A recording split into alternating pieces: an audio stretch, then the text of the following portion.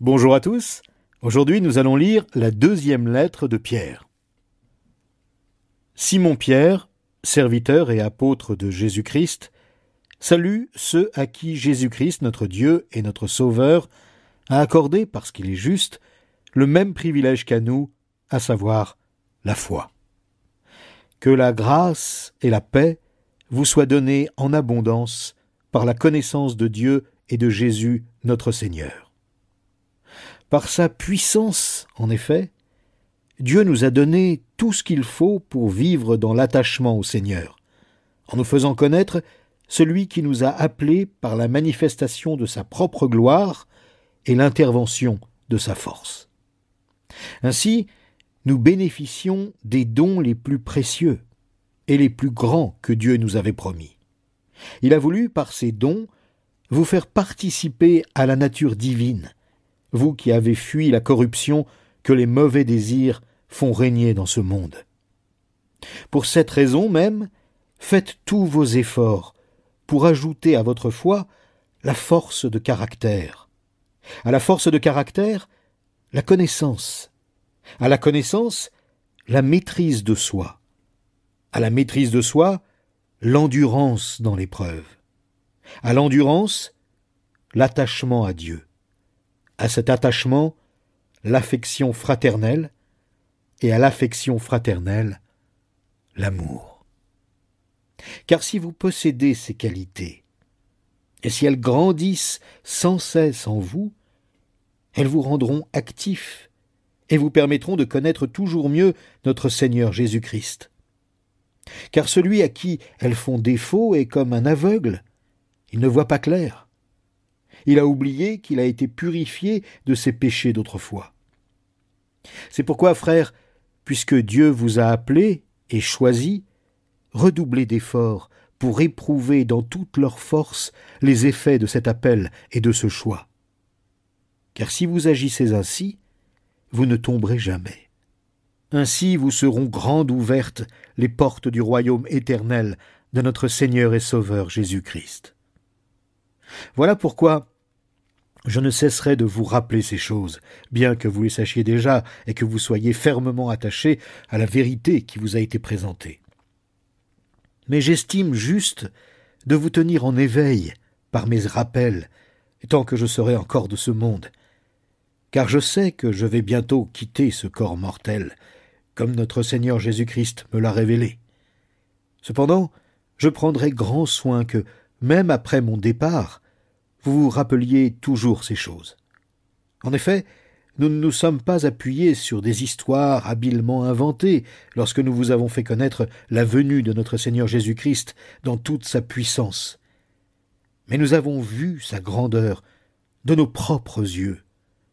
Car Dieu le Père lui a donné honneur et gloire lorsque, dans sa gloire immense, il lui a fait entendre sa voix qui disait « Voici mon Fils bien-aimé, qui fait toute ma joie. » Or, cette voix qui était venue du ciel, nous l'avons entendue nous-mêmes, puisque nous étions avec lui sur la sainte montagne. C'est pourquoi nous tenons pour d'autant plus digne de foi la parole des prophètes, et vous faites bien de lui accorder votre attention, car elle est comme une lampe qui brille dans un lieu obscur, jusqu'à ce que le jour paraisse et que l'étoile du matin se lève pour illuminer vos cœurs. Sachez avant tout qu'aucune prophétie de l'Écriture n'est le fruit d'une initiative personnelle. En effet, ce n'est pas par une volonté humaine qu'une prophétie a jamais été apportée, mais c'est poussé par le Saint-Esprit que des hommes ont parlé de la part de Dieu. Autrefois, il y a eu des prophètes de mensonges parmi le peuple d'Israël. Il en sera de même parmi vous.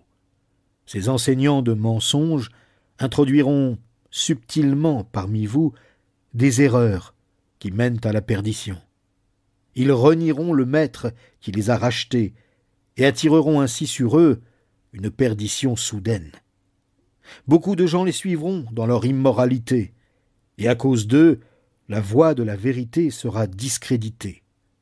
Par amour de l'argent, ils vous exploiteront avec des histoires de leur propre invention. Mais il y a longtemps que leur condamnation est à l'œuvre, et que la perdition les guette. En effet, Dieu n'a pas épargné les anges qui ont péché. Il les a précipités dans l'abîme où ils sont gardés pour le jugement, enchaînés dans les ténèbres. Il n'a pas non plus épargné le monde ancien, lorsqu'il fit fondre le déluge sur ce monde qui n'avait aucun respect pour lui. Il a néanmoins protégé Noé, qui appelait ses contemporains à mener une vie juste, ainsi que 7 autres personnes avec lui. Il a condamné à la destruction les villes de Sodome et de Gomorrhe, en les réduisant en cendres, pour donner à ceux qui se révoltent contre lui un exemple de ce qui leur arrivera. Il a délivré Lot, cet homme juste qui était consterné par la conduite immorale des habitants débauchés de ces villes. Car en les voyant vivre et en les entendant parler, cet homme juste qui vivait au milieu d'eux était tourmenté jour après jour dans son cœur intègre à cause de leurs agissements criminels. Ainsi le Seigneur sait comment délivrer de l'épreuve ceux qui lui sont attachés et réserver ceux qui font le mal pour le jour du jugement, où ils seront châtiés. Il punira tout particulièrement ceux qui, cherchant à satisfaire leur nature pécheresse, se livrent à leurs instincts corrompus et méprisent l'autorité du Seigneur. Imbus d'eux-mêmes et arrogants, ces enseignants de mensonges n'hésitent pas à insulter les êtres glorieux, alors que les anges eux-mêmes, qui sont pourtant bien supérieurs en force et en puissance à ces enseignants, ne portent pas d'accusations offensantes contre ces êtres devant le Seigneur.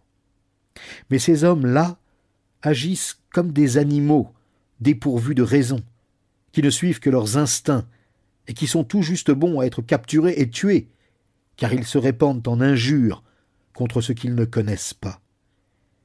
Aussi périront-ils comme des bêtes. Le mal qu'ils ont fait leur sera payé en retour. Ces hommes trouvent leur plaisir à se livrer à la débauche en plein jour. Ils salissent et déshonorent par leur présence les fêtes auxquelles ils participent avec vous en prenant un malin plaisir à vous tromper. Ils ont le regard chargé d'adultère et d'un besoin insatiable de péché. Ils prennent au piège les personnes mal affermies. Ils n'ont plus rien à apprendre en ce qui concerne l'amour de l'argent. Ils sont sous la malédiction divine. Ils ont abandonné le droit chemin et se sont égarés en marchant sur les traces de Balaam, fils de Béor, qui a aimé l'argent mal acquis. Mais il a été rappelé à l'ordre pour sa désobéissance. C'est une ânesse muette qui, se mettant à parler d'une voix humaine, a détourné le prophète de son projet insensé. Ces enseignants de mensonges sont comme des sources qui ne donnent pas d'eau, comme des nuages poussés par la tempête. Dieu leur a réservé une place dans les ténèbres les plus profondes. Avec leurs discours grandiloquents mais creux, ils cherchent, pour satisfaire les désirs de leur nature pécheresse, à appâter par l'attrait de la sensualité ceux qui viennent à peine d'échapper du milieu des hommes vivant dans l'erreur. Ils leur promettent la liberté, alors qu'ils sont eux-mêmes esclaves des passions qui les conduisent à la ruine. Car tout homme est esclave de ce qui a triomphé de lui. Si après s'être arrachés aux influences corruptrices du monde par la connaissance qu'ils ont eue de notre Seigneur et Sauveur Jésus-Christ, ils se laissent de nouveau prendre et dominer par elles, leur dernière condition est pire que la première. Il aurait mieux valu pour eux ne pas connaître le chemin qui mène à une vie juste, plutôt que de s'en détourner après l'avoir connu, et d'abandonner le saint commandement qui leur avait été transmis. Il confirme la vérité de ces proverbes. Le chien retourne à ce qu'il a vomi. Et la truie, à peine lavée, se vautre de nouveau dans la boue. Mes chers amis, voici déjà la 2e lettre que je vous écris. Dans l'une comme dans l'autre, je cherche à stimuler en vous une saine manière de penser, en vous rappelant l'enseignement que vous avez reçu. Souvenez-vous en effet des paroles dites autrefois par les saints prophètes, ainsi que du commandement du Seigneur et Sauveur que vos apôtres vous ont transmis. Sachez tout d'abord que, dans les derniers jours, des moqueurs viendront, qui vivront au gré de leurs propres désirs. Ils tourneront votre foi en ridicule, en disant « Eh bien, il a promis de venir, mais c'est pour quand ? Nos ancêtres sont morts et depuis que le monde est monde, rien n'a changé. » Mais il y a un fait que ces gens oublient délibérément. C'est que Dieu, par sa parole, a créé autrefois le ciel et la terre. Il a séparé la terre des eaux et il l'a rassemblée du milieu des eaux. De la même manière, Dieu a détruit le monde d'alors par les eaux du déluge. Quant à la terre et aux cieux actuels, ils sont réservés par cette même parole pour être livrés au feu. Ils sont gardés en vue du jour du jugement, où tous ceux qui n'ont aucun respect pour Dieu périront. Mais il y a un fait que vous ne devez pas oublier, mes chers amis, c'est que pour le Seigneur, un jour est comme 1000 ans, et 1000 ans sont comme un jour. Le Seigneur n'est pas en retard dans l'accomplissement de sa promesse, comme certains se l'imaginent. Il fait simplement preuve de patience à votre égard, car il ne veut pas qu'un seul périsse. Il voudrait au contraire que tous parviennent à changer de vie. Mais le jour du Seigneur viendra comme vient un voleur. En ce jour-là, le ciel disparaîtra dans un fracas terrifiant. Les éléments, embrasés par le feu, se désagrégeront, et tout ce qui a été fait sur la terre se trouvera jugé. Puisque tout l'univers doit ainsi se désagréger, quelle vie sainte vous devez mener, et combien vous devez être attachés à Dieu, en attendant que vienne le jour de Dieu et en hâtant sa venue. Ce jour-là, le ciel en feu se désagrégera, et les éléments embrasés fondront. Mais nous attendons, comme Dieu l'a promis, un nouveau ciel et une nouvelle terre où la justice habitera. C'est pourquoi, mes chers amis, dans cette attente, faites tous vos efforts pour que Dieu vous trouve pur et irréprochable à ses yeux dans la paix qu'il donne. Comprenez bien que la patience du Seigneur est le salut des hommes. Paul, notre frère bien-aimé, vous l'a aussi écrit avec la sagesse que Dieu lui a donnée. Il l'a fait comme dans toutes ses lettres où il aborde ces sujets.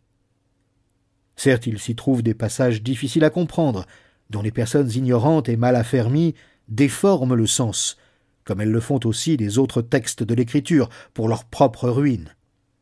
Quant à vous, mes chers amis, vous voilà prévenus. Prenez garde de ne pas vous laisser entraîner par l'égarement de ces hommes vivant sans règle, et de perdre ainsi la position solide que vous occupez.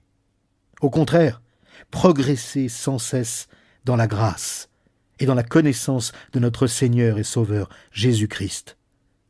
À lui soit la gloire dès maintenant et pour l'éternité. Amen.